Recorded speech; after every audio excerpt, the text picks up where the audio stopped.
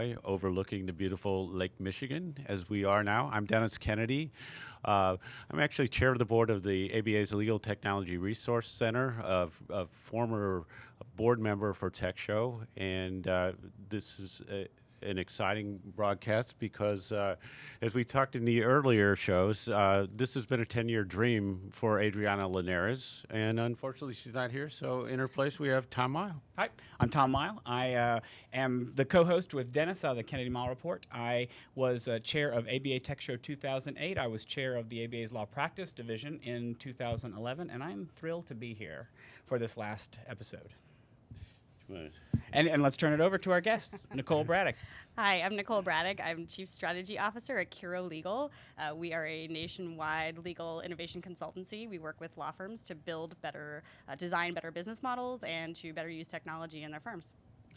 You know, Nicole, there's a number of things I want to talk with you about, but sort of one really interesting part of your story and your involvement with TechShow is you're sort of a classic case that we see often of somebody who comes in as an attendee and within a year or two are a speaker and really involved in TechShow. And I think that's one of the cool things about TechShow as a conference as compared to, say, to most conferences.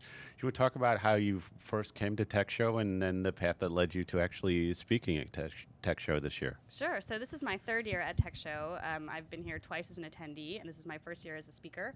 I initially came to TechShow because my career very much involves legal technology. At the first time I came, I was really focused on designing new law firm business models, and there was so much going on here. This really is sort of the annual epicenter of legal innovation and technology that you have to come. And what struck me my first year very much were the kind of relationships that you're building on the vendor floor or at night at the bar. And that was extremely valuable to me and continues to be. So it was a thrill to be able to speak this year.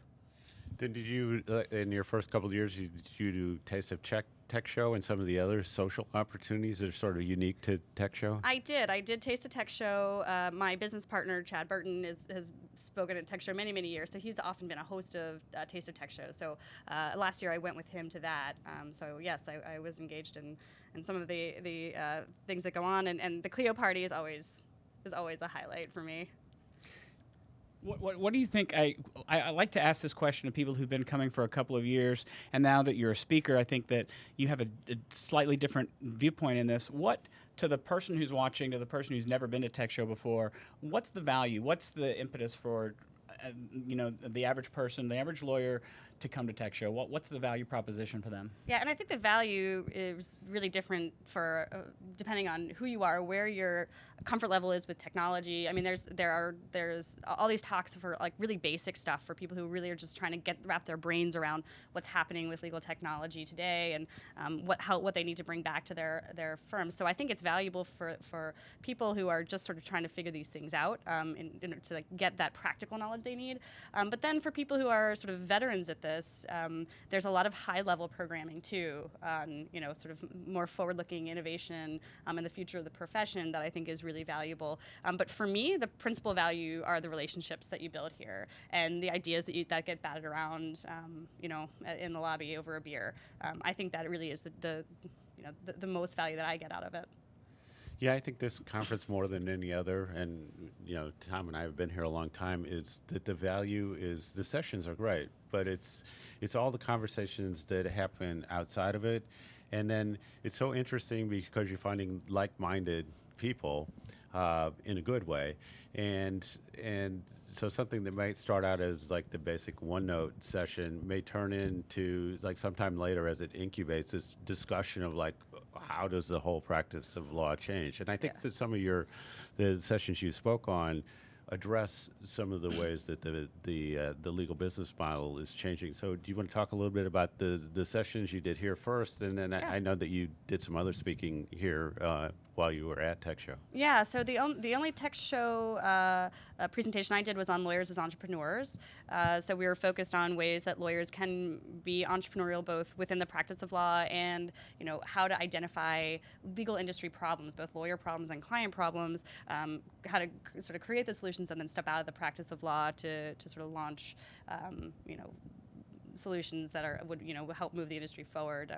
One of the things we did there was a good exercise in learning the business model canvas and how that can be helpful in thinking about innovating within your own firm.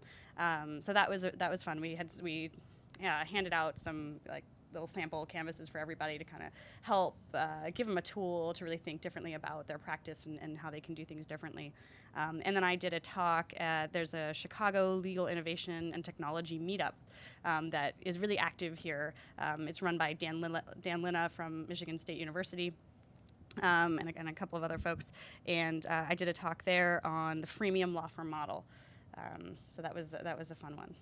So two things there that I want to touch on. So I think business model canvas is a really interesting approach that people in business tend to use. So I'm curious that, because lawyers always think that what we do is so darn unique. Yeah.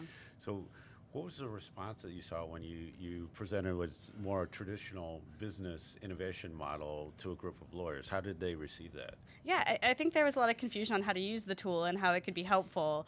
So I hope that we gave people some good practical tips on how to use it. But I think that one of the exercises I like to do is look at models that are prolific in other industries and see what we can learn. And that's why I did the talk on the Freemium Law Firm. I went into that. That's one of the really it was the first really new business model of the 21st century, right? And so there's got to be things we can learn from that. If we can't replicate it in legal, there are things that we can learn, lessons that we can take from it.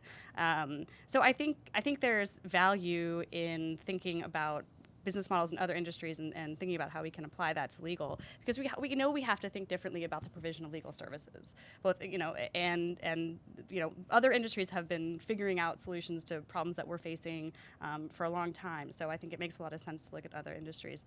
The book, it's called Business Model Generation.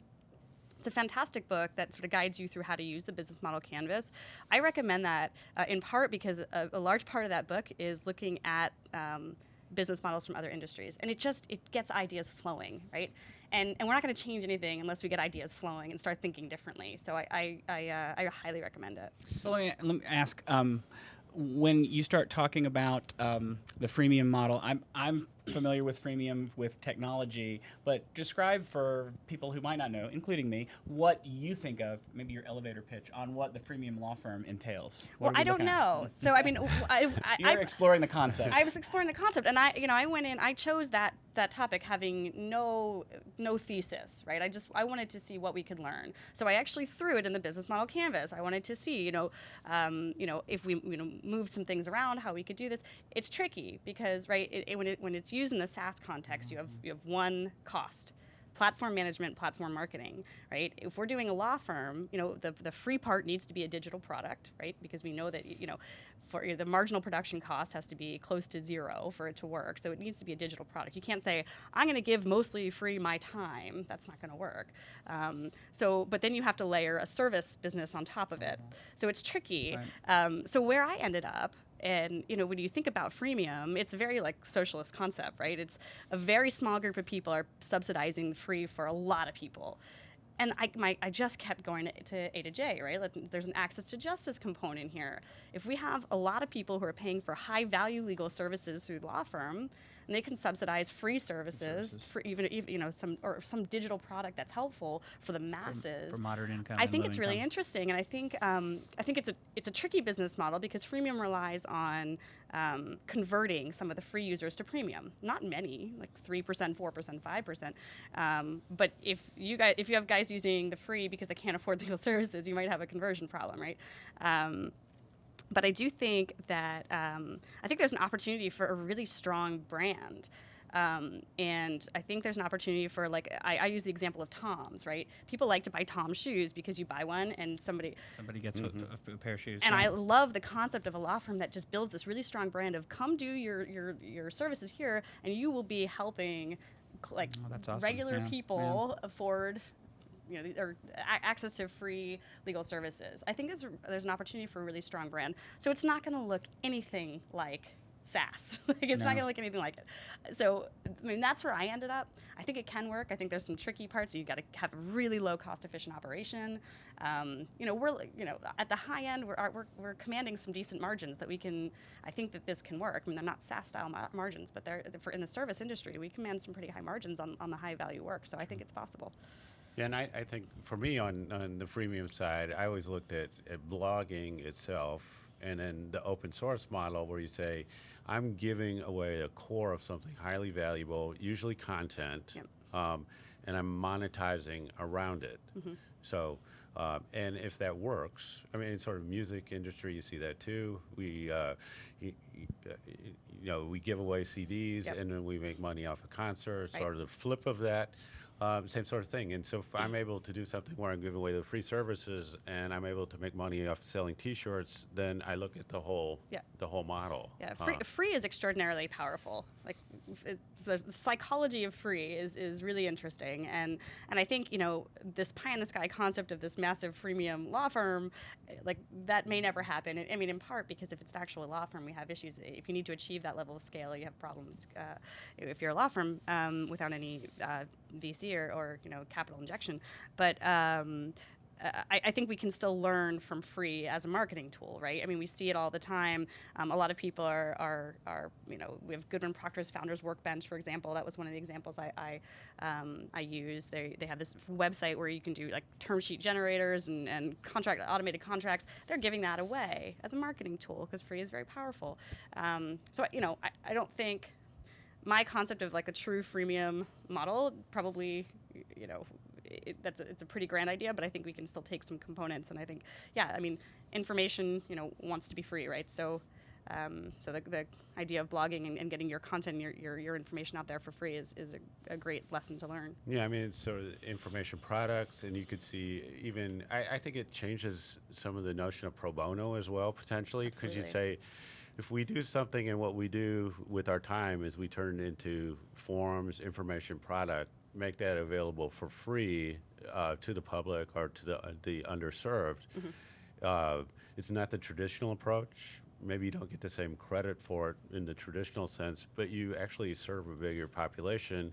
And what I think is cool is that technology enables this. Yeah. And so I think this is a great example of you come here thinking I want to learn to manage my email better, and the next thing you're thinking about, well, wait, maybe I'm creating information products and I'm helping the underserved. And so I think that's a really cool aspect of TechShow. But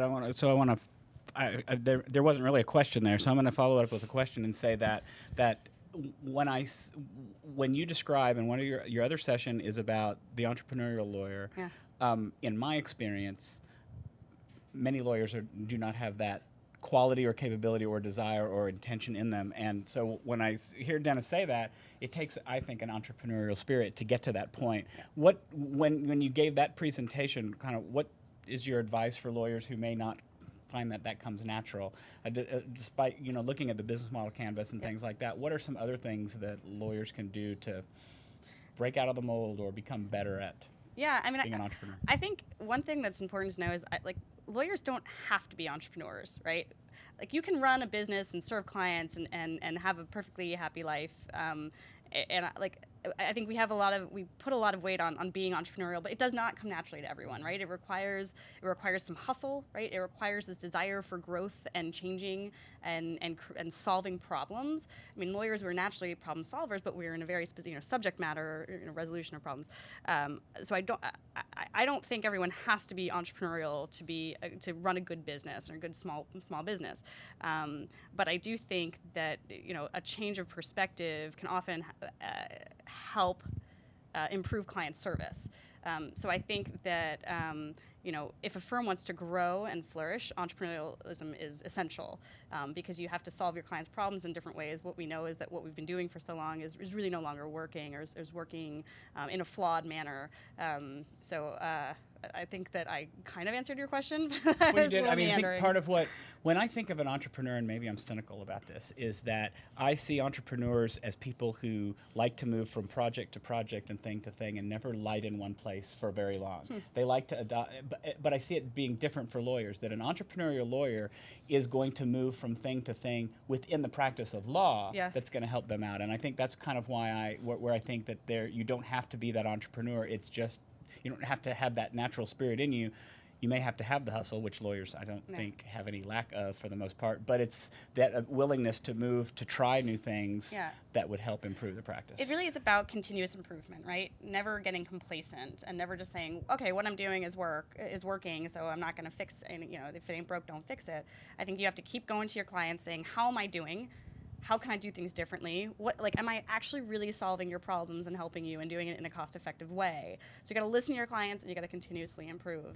And that may be continuously improving the same thing that you just haven't gotten quite right, or it could be solving problems that sort of across your representation and your business. Can I ask the dreaded generation question? Okay. So Tom and I disagree whether we're in the same generation, but so I would say that there is a sense that what I would call my generation, we're more institutional, and we're about improving the existing system and finding ways to make that better. So efficiency, all those sorts of things.